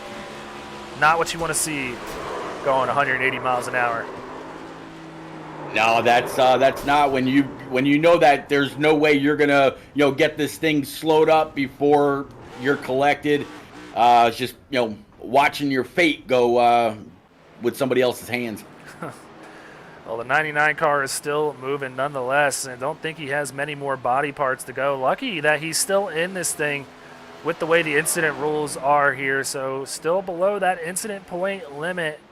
It keeps that 99 going to collect some points here before this thing is done. And, man, Pete, I know you are new to Rhett Tucker, but this guy is just not having the start to the season that he wanted. He is usually a front runner here on SRN, but nothing you can do about that when you have things unfolding the way they are on track.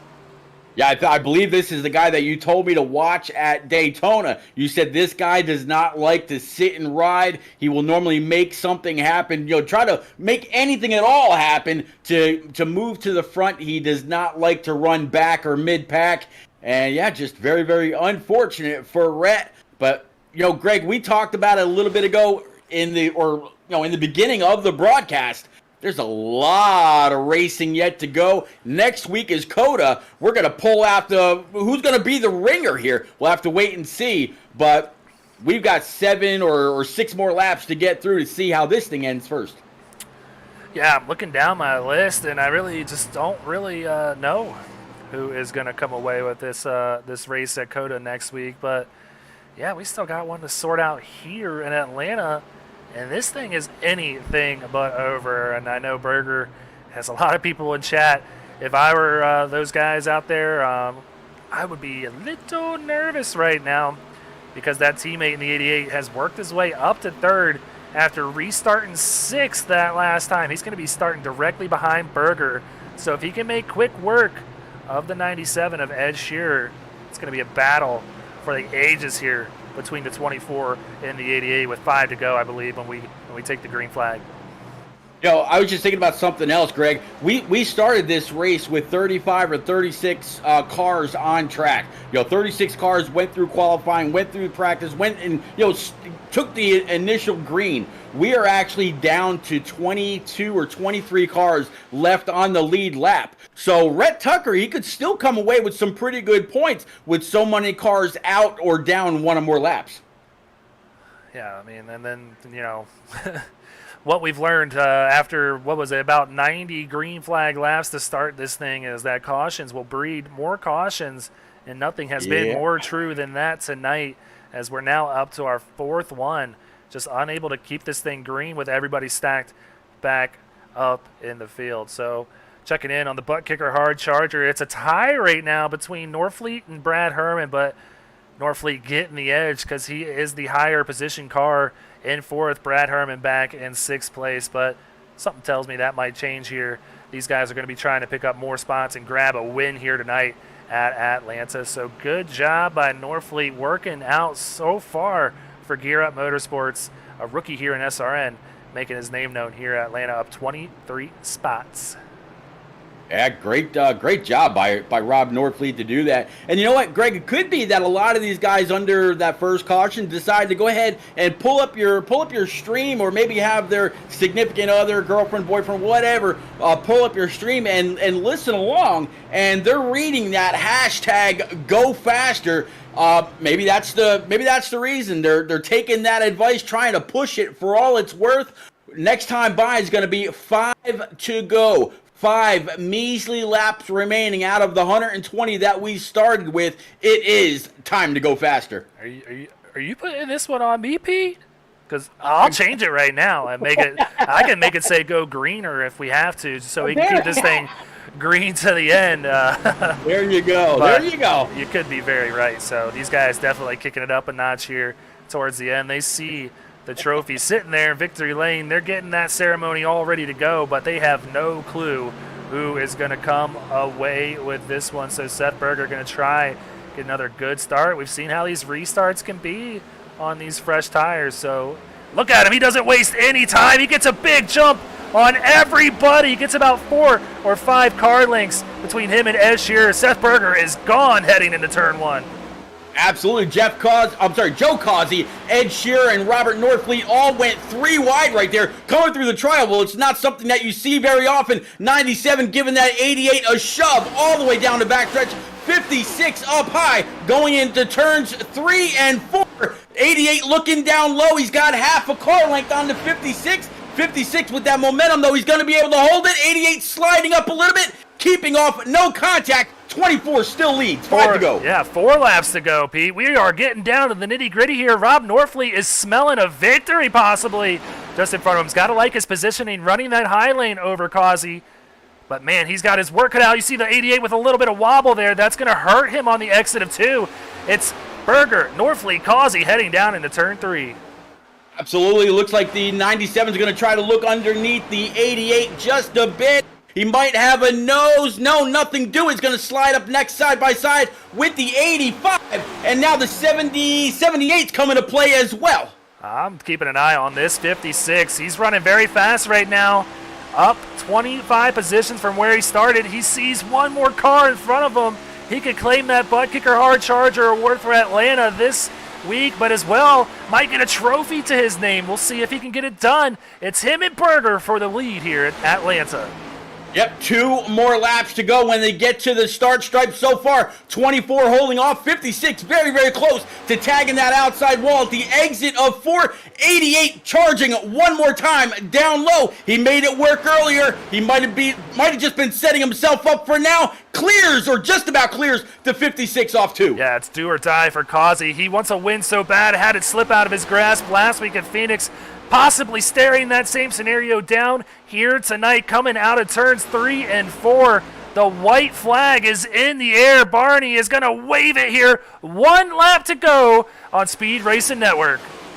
White flag lap. 88 sent it off of 4. Now diving underneath the 56. He might try to pull that slide job. Coming up. Will he have the momentum, though? Underneath the 24. Oh. Makes contact. 56 loose. 56 loses it. It's going to lose some spots. It's down to Berger and Causey for this win. I don't think Causey's going to have this real estate to get this done. Berger staring down the flag man with the checkered flag in his hands. Flag is in the air, and it's going to be Seth Berger claiming his first win of 2022 Season 3 in SRN. Wow. Oh, he's got the W, and he pulled it off over the guy that dominated the race all race long. But you know what? He's got bragging rights for a much, much longer time. This could very well be the last time SRN races at this configuration of Atlanta Motor Speedway before it's turned into a legacy track. Yep, and that is going to be the case because they are going to change it possibly within the next build whenever that comes out on week 13. So, man. Whew, Pete, I was not expecting that after 90 green flag laps dominated by Joseph Causey, and he comes home in second. Tough break for him here tonight, but we've got a TJ's team winning moment to bask in. Seth Berger going to burn it down here on the front stretch at Atlanta.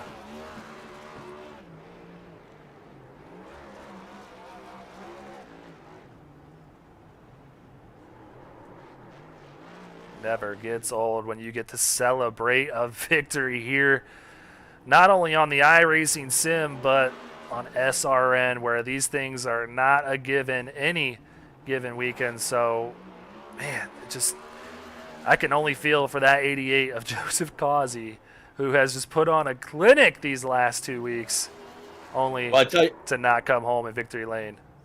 I tell you what, if Seth Berger's got a flood of fans out there in chat, I'm sure the rest of the field doesn't want the floodgates to open for this guy winning races the rest of this season. Congratulations to this 24. Congratulations indeed, and once again, this is the TJ's Team Foundation winning moment. Check them out, like we said at the top of the show, at www.morethanAcape.org. Just the word of mouth donations, just learning what it's all about goes so far for these guys, and we love having them on board this season. It's been a fantastic season with a lot of great winning moments so far, and Seth Berger going to still enjoy this one as he's going to go and probably head back down pit road. But Pete, we got some results to get to here, I believe, and there you see it. Seth Berger coming home with the win tonight. Joseph Causey just 0.09 of a second off of his Tank Racing teammate for second place. Brad Herman going to round out the top 3. Robert Norfleet after getting loose off of turn 2 there, still salvages a 4th place. Scott Kalal going to bring it home in 5th. Yeah, behind Scott Kalal is going to be Ed Shearer in that number 94 or 97 for Tank Racing. Just about 1.1 seconds back, a fellow Tank Racing member in Emerson Arden in P number 7. The 60 for Red Racing, Joshua Siegfried. Byron McDonald in that 8 for Bobby Anderson Racing with a teammate right behind him as well in the number 9, John Holliday. And then 11th on back, a whole pack of Rat Racing. Yeah, Lane Holzer going to be in 11th for Ohio Sim Racing. Great finish for him in that 61 machine. Blair Holloman in 12th. Andrew McGronigal in 13th. Then we got Bo Tiffany in 14th. David Duke coming home in 15th. John Wimbish going to be 16th.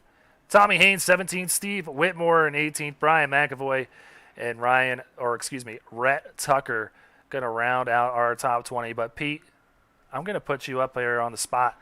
By looking at these results, what can you tell me here? Man, I tell you, well, you look at Tank Racing in 2nd, 6th, and 7th.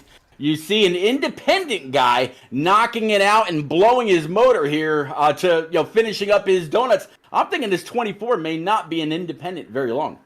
Well, he doesn't have much room on the Tank Racing team, and that's because these guys are killing it. The answer to that question is Tank Racing is going to extend that lead that they have in the team championship standings with another great night here tonight. But Pete, we got some interviews to get to. The guys are waiting in the broadcast waiting room. Let's go ahead, bring up Brad Herman. Brad, it's Greg Olenek and Pete Ruzick up here in the booth. Congrats on a 3rd place finish. That was a wild one out there to finish this thing. You kind of stayed around mid-pack, in the top 10, maybe around top 15 most of the race, but come home in 3rd. Tell us about the race tonight. Yeah, I worked my butt off thanks to my luck in qualifying. I hit the wall on my good lap, so I didn't put one down. I think I qualified, 2 spots off of the end.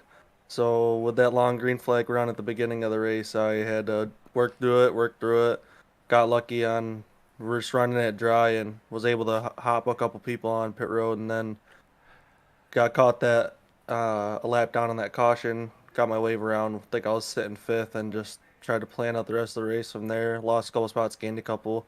I think I had something for those guys. If I had maybe one more lap, I was dealing with David Duke and 94 for a lap or 2, so it's holding me up. But I'm happy to finish where I did.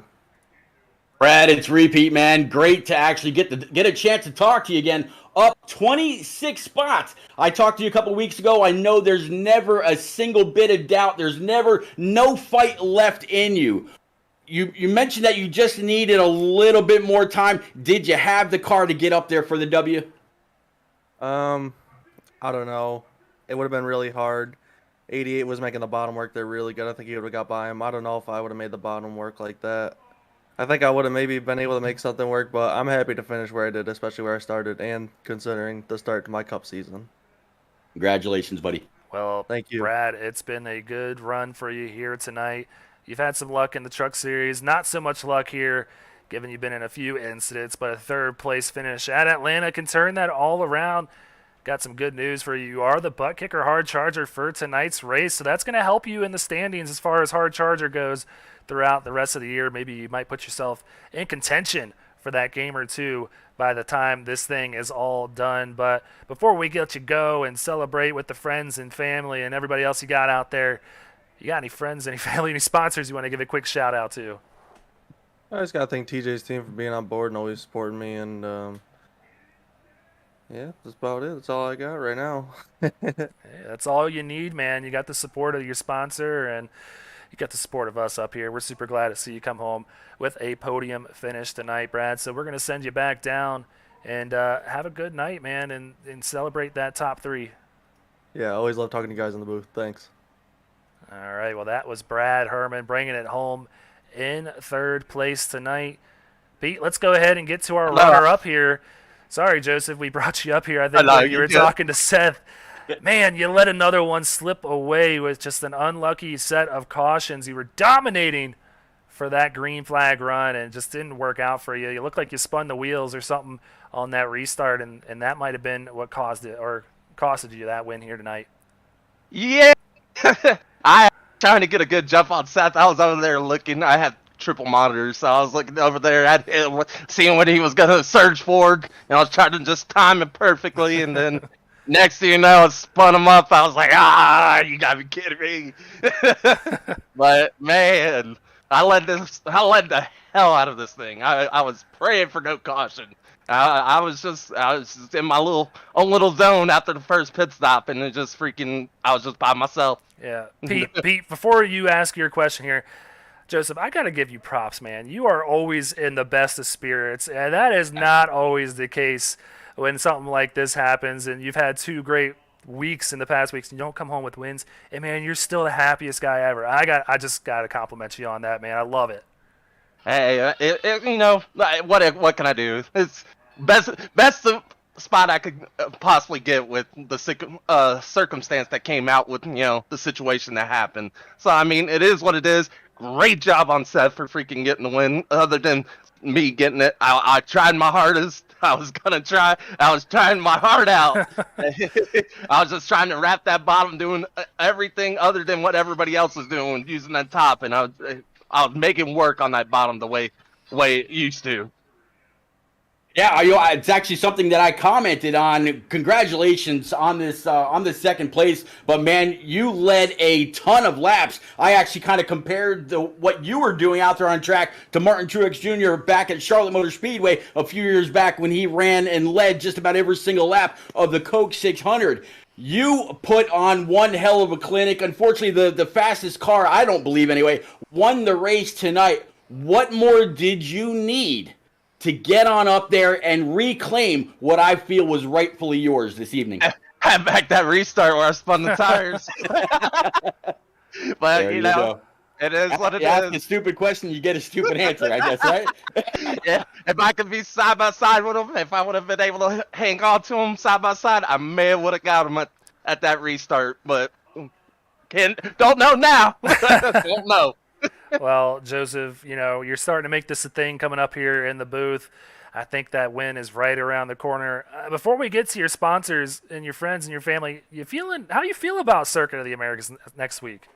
I am a road racer. Okay. I'm coming. All right, so we might be seeing you finally get that checker flag next week. But like I said, before we let you go, you got any friends, any family, any sponsors you want to give a shout out to real quick? Yeah, give a shout out to Birds and Farms on the hood, man. We made them look good. We out front all day long. Boss Security, Berg Arts, Kareem Dental, Hunterton Anesthesia Associates, Park Brothers Racing, Parkway Lanes, Teespring, Healthcare Billing Inc., EWRL, my personal sponsors, a Bruzy, freaking Razor Square. I forget their name because I'm with the team that does open setups and stuff. But my spotter, he wasn't here today. He went to a wedding.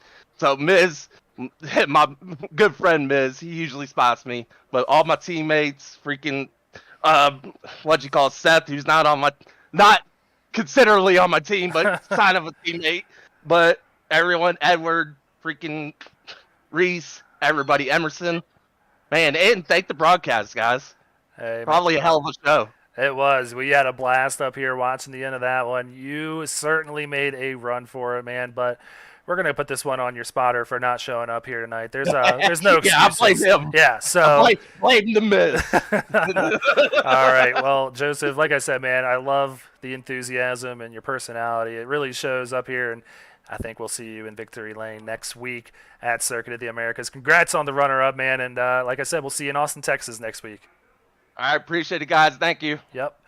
All right, Pete. That was Joseph Kazi, an animated Joseph Kazi coming home in second. Yeah, it is cool, man. But let's go ahead and get to our winner here, Seth Berger of the Burger Mafia, Burger Nation, whatever you want to call it, comes home with the checkered flag. Seth, it's Greg Olenek and Pete Rusick up here in the booth. What an epic finish. Tell us about that one, and you think you catch a lucky break there with that caution coming out there? Oh my God, that's awesome. That's the first time I've ever felt like I've been lucky. Actually, I feel like I've always had bad breaks in every aspect of this racing series, but finally had some luck go my way, and that honestly won me the race there. Well, Pete, you got anything for Seth I, here? I apologize. You got me, watching this TJ's team winning moment. No, man, 24. I tell you, we were kind of curious if it was going to come down to fuel mileage or raw speed or whatever. We were very surprised on how you came out of the pits and were able to gain about 6 to 7 seconds on the leaders by pitting just a little bit later. And when when the all the chips are on the table, you held the field in your rear view, able to hold off the guy that was the strongest all night long, grabbing the W. You had all kinds of people out there in chat. Was there a moment in this race where you kind of maybe doubted yourself, or did you say, "Man, I'm not, I don't have the speed, or I'm not going to get up there"?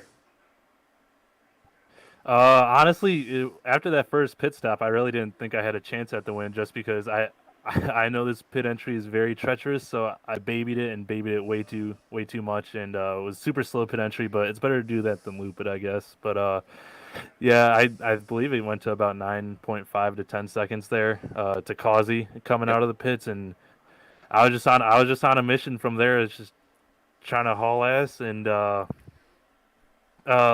props to some of the guys racing me clean. They didn't hold me up too much. I was really appreciative of that. But even even those last restarts, man, I started down those the chances of winning, because those restarts could only go my way so many times. I was worried one of them was going to go bad for me. Well, you could tell that your strategy changed there on that last one. You got an awesome jump on the rest of the field. They almost caught up to you there. But tell me about the pit stop there, the second pit stop. Were you trying to stay out as long as you can, knowing that you didn't have the time on Kazi? Were you just hoping for that caution to come out, or was it just on your mind there to pit on around lap 90 that whole time? Honestly, I wanted to pit a lot later than that. I could have went a lot longer. I think I had 15 laps left still, but it was going to be such a short run to the end. I didn't want to, and I was actually going to pit a lap earlier, but there was a lap car behind me in the bottom lane, so I didn't want a chance getting rear-ended there. So I actually went one more lap, and that one more lap won me the race. Because if I pitted a lap earlier, I would have went a lap down and not gotten the track position there. You're exactly right. But Seth, how you feeling about Coda next week? We asked Joseph, who's just let 2 wins slip out of his grasp, I guess you could say, these last 2 weeks. He's feeling good about Coda. How are you on the road courses? What should we expect from that 24 next week? I'm going to give it my best shot. I'm not going to expect much, but humble beginnings. Maybe I'll flip a switch and become really good at road courses. But I expect a top 10 next week. I just want to keep it on track. I don't want to DNF next week. And I definitely expect Causey to be fighting for that win, missing out on these wins, and he is very fast on road courses. And very hungry at that. But speaking of hungry, Seth Berger, you got any friends, any family, any sponsors you want to give a quick shout out to before we let you go celebrate with the teammates and the friends and family out there? Just a huge thanks to Bill Flood and Flood Brothers Disposal Company, helping me a lot running this series, funding me this, and I couldn't thank him enough. I got to thank Max Service for spotting for me tonight. Ever since I had him as a spotter, he's been helping me out, figure out a line to run, figure out the pace strategy, and he helped me with that strategy at the end, so that was great. I also want to shout out Berg Arts. It's my clothing brand. Hopefully you guys could check it out. Got some cool stuff, and I also do custom orders, but also got to thanks Bergeson Farms, Boss Security, Kieran Dental, Hunter Don Anesthesia Associates, Park Brothers Racing, Parkway Lanes, Teespring, Healthcare Billing Incorporated, EWRL, and thanks to all of Burger Nation. I'm glad I was able to get a win early on in the season. I expect more. And this is definitely redemption for the championship last year. I think I could have had a chance to win and got wrecked out, but this is redemption.